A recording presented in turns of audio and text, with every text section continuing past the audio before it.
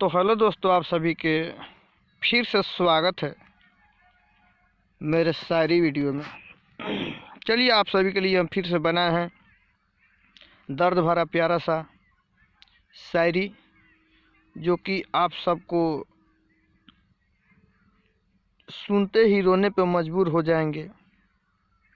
आप सभी के लिए हम रोज़ रोज़ नए प्रकार से, नए दिमाग से आप सभी के लिए हम शायरी बनाते हैं और आप सभी को सुनाते हैं। तो इसलिए आप सब मेरे चैनल पे बने रहिए और मेरे वीडियो के अंदर का शायरी अच्छा लगेगा तो वीडियो को लाइक और साथ में चैनल को सब्सक्राइब कर लीजिएगा। और अच्छा है कि नहीं अच्छा है, आप सब कमेंट में कमेंट करके ज़रूर बताइएगा, जो कि आप सभी को कमेंटे से हमको पता चलेगा कि अच्छा हो रहा है कि अच्छा नहीं है। तो चलिए, आप सभी को टाइम वेस्ट ना करते हुए फाइनली आप सभी को हम ले चलते हैं अपने वीडियो के माध्यम से शायरी दुनिया में। चलिए, आप सभी को शायरी दुनिया में ले चलते हैं। अरे हम प्यार में चोट खैनी, अरे हम प्यार में चोट खैनी, हे विधाता हम प्यार में चोट खैनी अपना गरीबी के चलते। उ त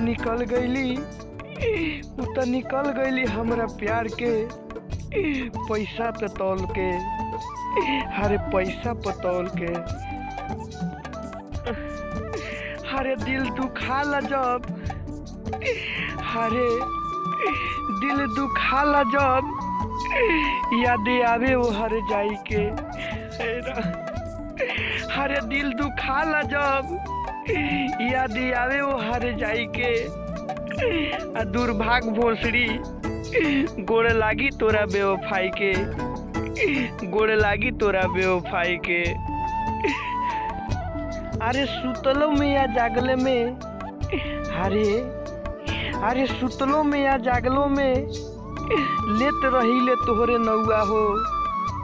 अरे सुतलो में आ चाहे जागलो में लेत रही ले तोहरे नौआ हो।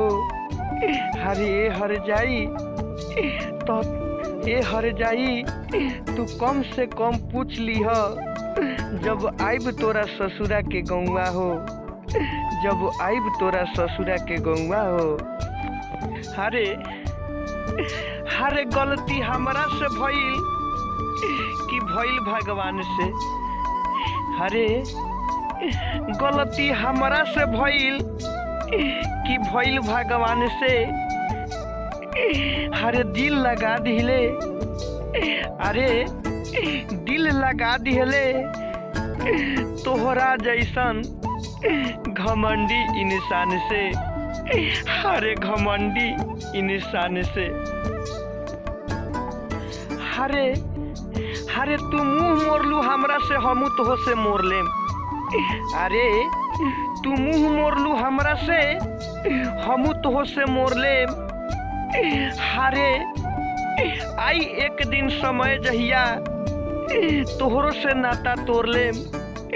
अरे तोहरो से नाता तोड़ लेम, अरे तोहरो से नाता तोड़ लेम। अरे प्यार कइल जाला जैसे ढोलक ना बाजा ना कौनो साजबा।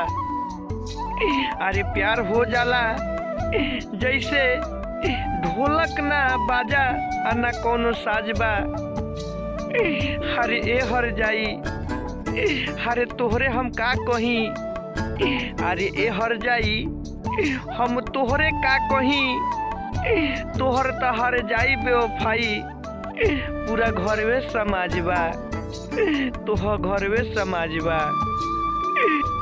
तो हेलो दोस्तों, आप सभी को मेरा शायरी कैसा लगा? आप सब मेरे वीडियो में, आप सब हमारे वीडियो देखे होंगे तो शायरी अच्छा लगा होगा तो चैनल को सब्सक्राइब, एक लाइक और साथ में शेयर करना नहीं भूलिएगा। चलिए, नेक्स्ट वीडियो के लिए आप सब हम इंतज़ार करें।